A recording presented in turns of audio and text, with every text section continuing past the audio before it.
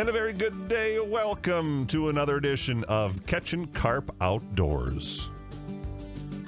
I'm Joel Niemeyer, your host for the next 16, 17 minutes or so. And we thank you for tuning in on whatever podcast venue you are going to. We appreciate you coming along here on Catchin KARP Outdoors, honoring Minnesota's great outdoors.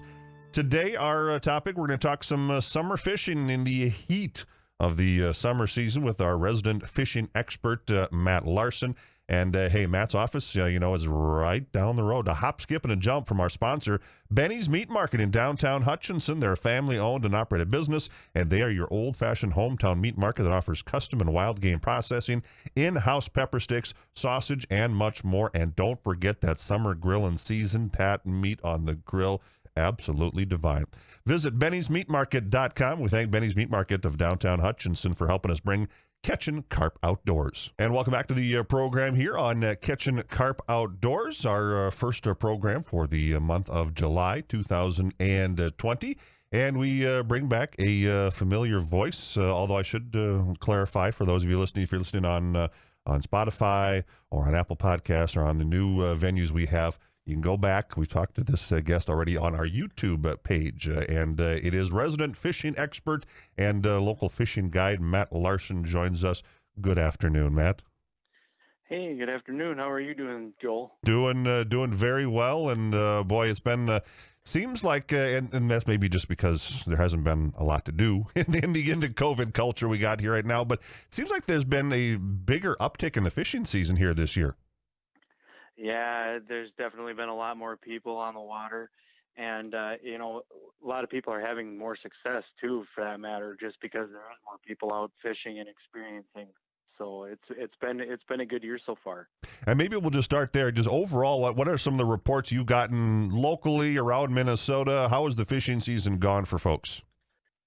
Fishing season's been really good. It depends on area and obviously from week to week, and as temperatures warm in the water and we have different hatches that are occurring, areas are going to pop up better than others. But on the overall, it's been really good. And I've been across the state fishing so far this year, and wherever I've touched my boat in, it's been really good. I've been having my best luck on panfish, actually.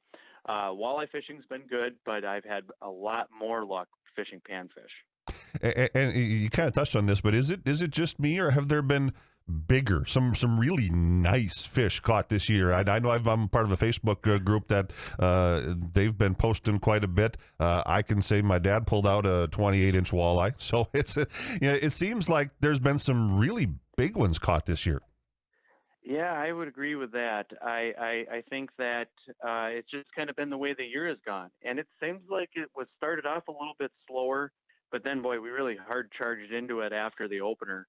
And since the opener, yeah, I would agree. There's been a lot of big fish caught on all ends of the spectrum. I mean, I've seen some nice bass. I've seen some really big pike.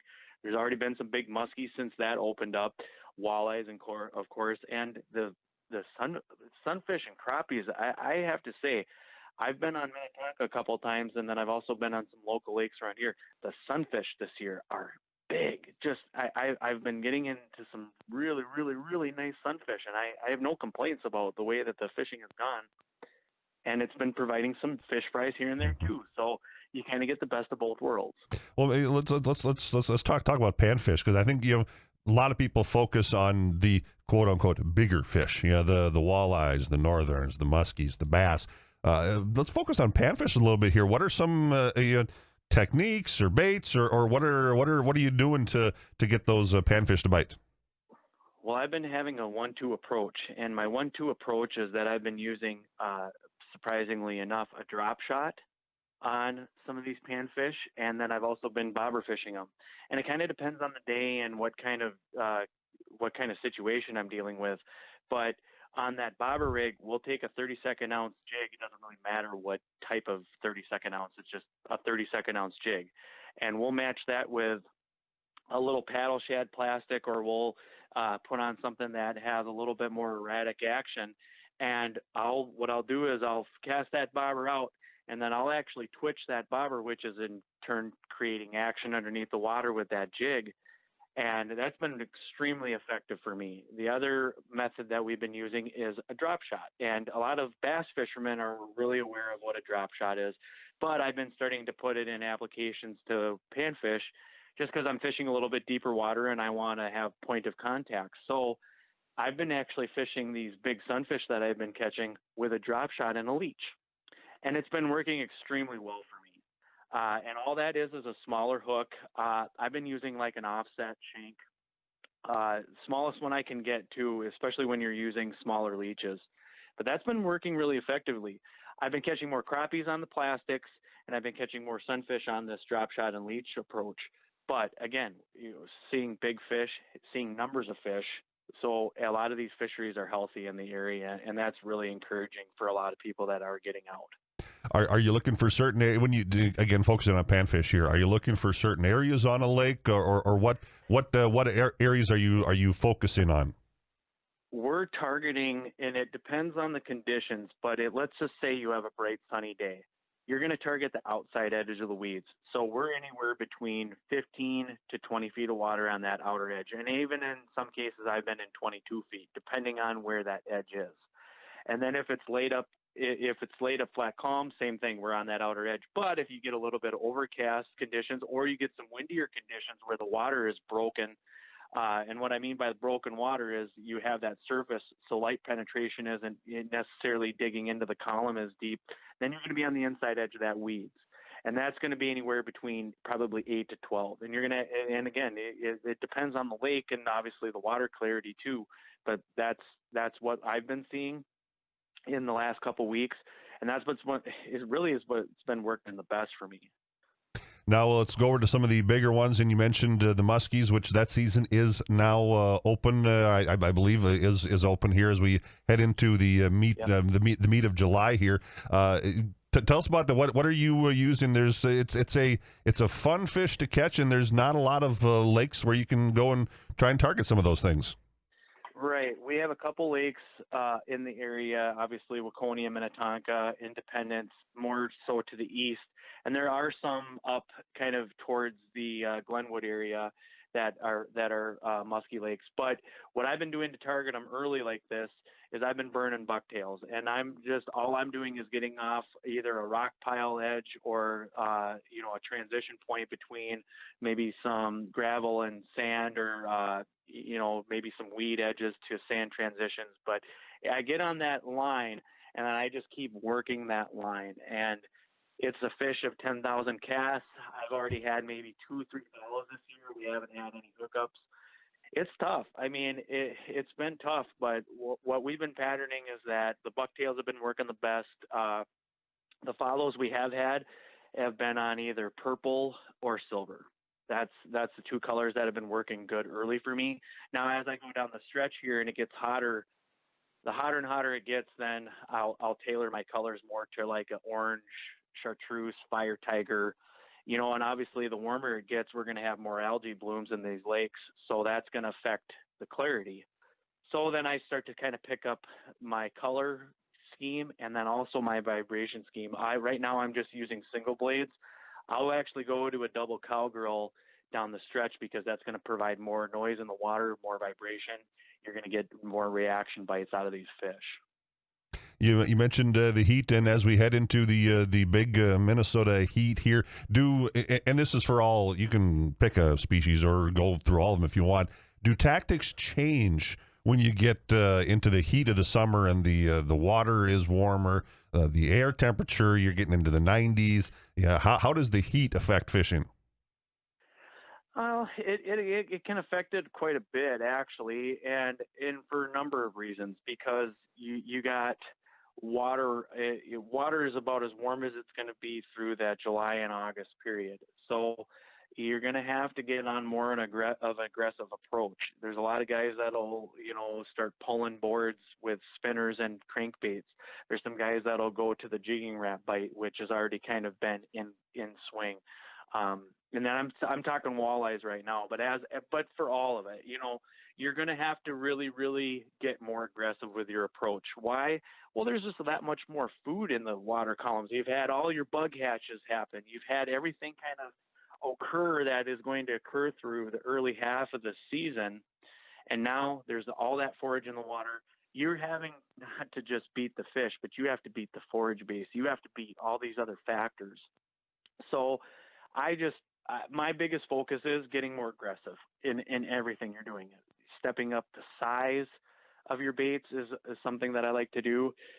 Stepping up the action. And what I mean by that is it could be on a crankbait. I don't want a slow wobble. I want a really fast, erratic wobble that's gonna create that reaction strike that I'm looking for. And that could be in bass fishing with crankbaits. That could be in northern pike fishing with crankbaits, or that could be in walleye fishing with crankbaits. But the key that I'm getting at here is you want aggressive. You want that big reaction strike, because coming down the stretch, that's what's going to get you bit more consistently. One of the issues with the heat of the summer, even on a lot of lakes around here, some shallow lakes. I'll go to one of my favorite lakes, Lake Jenny, just north of Hutchinson here. You get into the heat of the summer, and the weeds get taller, they get bigger, they get tougher to kind of deal with it. And that's not the only lake. There's a bunch of other lakes that have things like that. So how do you deal with a lake that is heavily weeded underneath and is maybe shallower? Well, one of the biggest things is you want to look if there's any current seams or there's any current pockets where there's moving water, because that's always going to create avenues where those fish are going to be gravitating towards, but then the weeds maybe aren't going to necessarily be as thick in those areas. The vegetation's still going to be there and it's still going to be holding the fish, but you have a lot of ambush points on a smaller lake like that.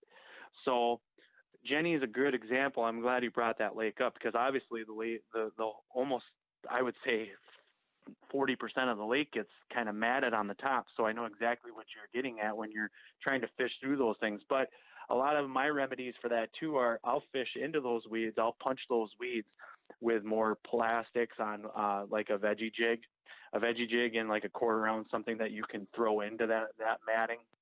And then using really, really good braid. You know, if you're used to using maybe 10 to 12 pound test braid, maybe you want to go up to a 15 to 20. Why? Because it's going to be able to take punching into those weeds and consistently going in and fishing. And in a lot of cases too, I'm going to say this, on a lake like Jenny, you can have one bait that can do a lot of things for you. You can have one bait that's going to catch you a big bass, that could potentially get you a big walleye, and it could get you a pike. So, you know, like a paddle shad on a veggie jig, and that you can punch into the weeds, or even some of these crayfish type baits. You know, coming down the stretch run here, we're in the heart of the crayfish molt. So for the next couple weeks, crayfish baits are going to be a big part of it. So kind of looking at those things and then remedying it with a little bit heavier tackle, a little bit stiffer rod, something that you can really jerk those baits through with. So a medium heavy, something that's going to be able to take all the abuse. That's the remedy to get on those small lakes that are matted down with weeds. And then lastly here, as we wrap up our chat, give the folks listening some lakes, whether they're in the area or around Minnesota. What are some of the lakes that you see as hot spots heading into July and August? Well, July, for me, I really do like Lake Winnebagosh up north. So if your destination is north, Lake Winnebagosh is a good spot that I feel kind of turns on in July. Another couple lakes locally here that I like coming down the stretch run are some of the deeper lakes. So your Minnabells, your Manuelas, your Stellas. You could even go up towards the Spicer area, Green. And a lot of these lakes have a lot of activity on them. So I know that some people are probably out there listening and thinking, well, he's naming off lakes that all we're going to do is be in wake all day. And that's not necessarily the case. What I'm getting at with this is these are lakes that are deeper, that in my mind, they can handle the heat of the summer, and you can go out and you can get consistent bites on some of these lakes. Minnetonka, Waconia, there's another two that I can name off. Cokato Lake is another lake that's deeper. So those are lakes that I wouldn't necessarily gravitate towards every time, but that they're going to be lakes that are holding better populations of biting fish. Sounds good. Always a pleasure chatting with you. Tell the folks how they can contact you if they got questions or if they'd like to have you take them fishing sometime. they can reach out to me on my cell phone at 320-583-9706, and that's the best way to get a hold of me. Sounds Bar good. none. Sounds good, Matt. We'll chat again. Hey, thank you so much, Joel. I appreciate the time. Thank you. Local fishing expert Matt Larson joining here on Catchin' Carp Outdoors. As always, introduce a kid to the great outdoors, and always keep that line in the water. We'll see you next time.